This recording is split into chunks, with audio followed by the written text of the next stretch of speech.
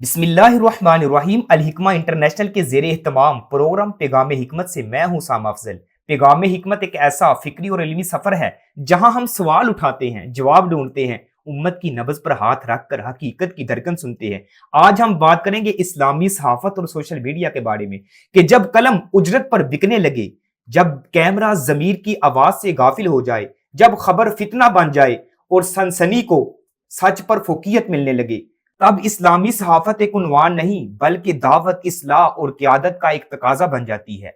जब social media ने हर फर्द को सहाफ़ी बना दिया है तो सवाल ये है, हमारी पोस्ट, हमारी वीडियो, हमारी शेयरिंग शहादत हक का दर्जा रखती है? आज हम इन सवालात की गिरा खोलेंगे। इसी हवाले से रहनुमाई के लिए हमारे साथ एक ऐसी शख्सियत मौजूद हैं जिनका कलम भी बावजू और बात भी बसीरत से लबरेज है। मेरी मुराद राना काशिफ ज़िया साहिब। अस्सलाम वालेकुम रहमतुल्लाहि व बरकातहू। वालेकुम सलाम। सबसे पहले तो शेख मोहतरम, मैं आपका इंतहाई मशकूर हूँ, आपने हमें अपना कीमती वक़्त जो है वो दान किया है।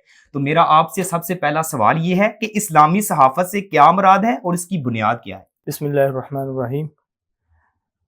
आपने सबसे पहले ये सवाल किया है कि इस्लामी सहाफ़त से क्या मुराद है, उसकी बुनियाद क्या है। जी जी।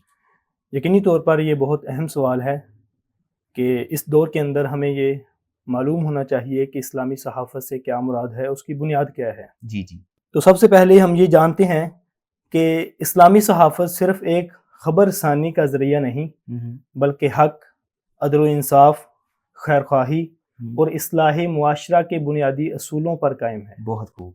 और इसी तरह दूसरी चीज़ कि इस्लामी सहाफ़त की जो बुनियाद है जी जी। वो किताब व सुन्नत और इसी तरह इस्लामी अखलाकियात पर मबनी है। बेशक। इसी तरह इस्लामी सहाफ़त के अंदर न सिर्फ वायरल मवाद को देखा जाता है बल्कि मुआशरे को अदल व इंसाफ़ फराहम किया जाता है। जी। इसी तरह खैर ख़्वाही की जाती है। इसी तरह किसी शख्स का अगर हक उसको ना मिल रहा हो तो उसको हक अदा किया जाता है। यानी इस तरह और भी जितनी भी अखलाकियात है, इन तमाम चीज़ों का नाम इस्लामी सहाफ़त है। ये एक इस्लामी सहाफ़त का बुनियादी तारुफ है। जी जी। तो शाकिर मोहतरम, मेरा आपसे दूसरा सवाल ये है कि सोशल मीडिया जो आज की दुनिया पर छाया हुआ है, इसकी नौइयत क्या है? क्या ये सहाफ़त का मुतबादिल बन सकता है? जी, इस वक्त सोशल मीडिया दुनिया के अंदर बहुत तेज़ी से काम भी कर रहा है, बल्कि इसकी नौइयत को अगर हम देखें तो इस हद तक कि आप अपना पैगाम जो किसी एक बंद कमरे के अंदर बैठ कर दे रहे हैं वो दुनिया के किसी भी कोने तक, किसी भी फ़र्द तक बआसानी पहुँचा सकते हैं। जबकि इससे कबल हम अपना पैगाम खुतबा जुमे के अंदर एक महदूद लोगों तक या इसी तरह अपने महदूद मजमे तक पहुंचा सकते थे, चंद अफराद तक चंद पहुंचाते अफराद थे। तक। लेकिन जी, आज की इस सोशल मीडिया के दौर में हम अपना पैगाम करोड़ों लाखों लोगों तक पहुंचा सकते जी हैं। जी बिल्कुल, वो भी बिल्कुल बआसानी और बगैर किसी वक़्त के, यानी फौरी तौर पर आपका पैगाम दुनिया के किसी भी कोने तक पहुंच सकता है। एक तो एक खूबी है इसकी, जी जी। इसकी नौइयत के अंदर। दूसरी चीज़ ये है कि जिस कदर ये तेज़ी से काम कर रहा है उसी कदर ही इसके अंदर तहकीक, तस्दीक, यानी कि कोई भी मवाद शेयर करने से पहले उसके ऊपर तहकीक करना, रिसर्च करना, ये मफकूद होता जा रहा है। जबकि इस्लामी सहाफ़त के अंदर ये चीज़ नहीं है। यानी सोशल मीडिया के अंदर आज इस दौर के अंदर तहकीक और तस्दीक, ये दोनों चीज़ें बिल्कुल, इन चीज़ों के अंदर कमी आ चुकी है और बल्कि ये मफकूद हो चुकी हैं। शाकिर मोहतरम, मेरा अगला आपसे सवाल ये है, क्या मौजूदा मुस्लिम नौजवान सोशल मीडिया के जरिए एक नए इस्लामी सहाफ़त के मॉडल को जन्म दे सकते हैं? जी, बिल्कुल दे सकते हैं। बल्कि मैं तो ये कहूँगा कि इस वक़्त जो जदीद चैलेंजेस हमारे सामने हैं, इसी तरह फितने सामने हैं, यानी कि इस वक़्त को सामने रखते हुए बल्कि ये हमारे लिए ज़रूरी भी है इस वक़्त कि हम इस सोशल मीडिया को इस्लामी सहाफ़त के असूलों के मुताबिक चलाएँ और इसका इस्तेमाल करें।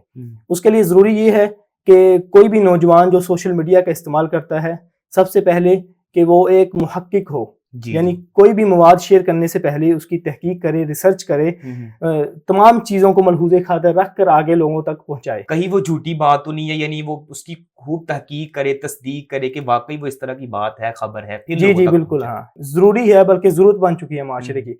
इसी तरह दीनी बसीरत भी हो उसके अंदर। जी जी। यानी मौजूदा हालात का अच्छे तरीके से तज्ज़िया कर सके, उसके अंदर लोगों को दीनी रहनुमाई दे सके। ان تمام چیزوں کو ملحوظ خاطر رکھ کر ایک نوجوان سوشل میڈیا کو اسلامی صحافت کے اصولوں کے مطابق اچھے طریقے سے استعمال کر سکتا ہے، بلکہ یہ ضرورت بھی ہے اور استعمال کرنا بھی چاہیے۔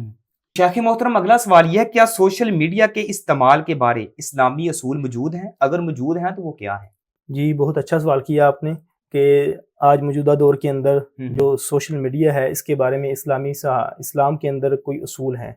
اگر بنیادی طور پر قرآن مجید کی اس آیت کو ملحوظ خاطر رکھا جائے کہ یا ایھا الذین آمنوا ان جاءکم فاسق بنبأ فتبینوا ان تصیبوا، اس آیت کے اندر بنیادی طور پر اس سوشل میڈیا کو استعمال کرنے کا ایک بنیادی بہت بڑا اصول دیا گیا ہے کہ سب سے پہلے آپ کسی بھی خبر کو یا کسی بھی پوسٹ کو پڑھتے ہیں یا دیکھتے ہیں، اس سے پہلے آپ اس کی تصدیق کریں، بجائے اس کے کہ ہم دیکھتے ہیں کہ اس وقت یہ پوسٹ یا یہ ویڈیو سب سے زیادہ وائرل ہے تو لہٰذا ہم بھی اس کو آگے لوگوں تک شیئر کر دیتے ہیں، بلکہ یہ ایک غیر محققانہ حرکت ہے۔ بلکہ سب سے پہلے آپ اس کی تصدیق کریں، تحقیق کریں، اس کو اچھے طریقے سے جانچ پڑتال کریں، کیونکہ اسلامی صحافت کے اندر نہ صرف خبر پر جانچ پڑتال کی گئی ہے بلکہ خبر دینے والے پر بھی، یعنی وہ کیسا بندہ ہے، کذاب تو نہیں ہے یا جھوٹا تو نہیں۔ جی، ان تمام چیزوں کو سب سے پہلے ہم خبر دینے والے کی اخلاقیات کو دیکھیں، جو اسباب تان بیان کیے گئے ہیں، ان تمام چیزوں کو ملحوظ خاطر رکھ کر ہمیں پہلے خبر دینے والے کو دیکھنا چاہیے، پھر اس کے بعد دیکھنا چاہیے کیا یہ خبر دے رہا ہے، کیا یہ حق ہے، سچ ہے، کیا یہ کسی کی تعصب کے اندر آ کر تو یہ خبر تو نہیں دے رہا، کیا یہ کسی خاص فرقہ کے اندر رہ کر خاص سوچ کے اندر لوگوں کو اپنا پیغام تو نہیں پہنچا رہا۔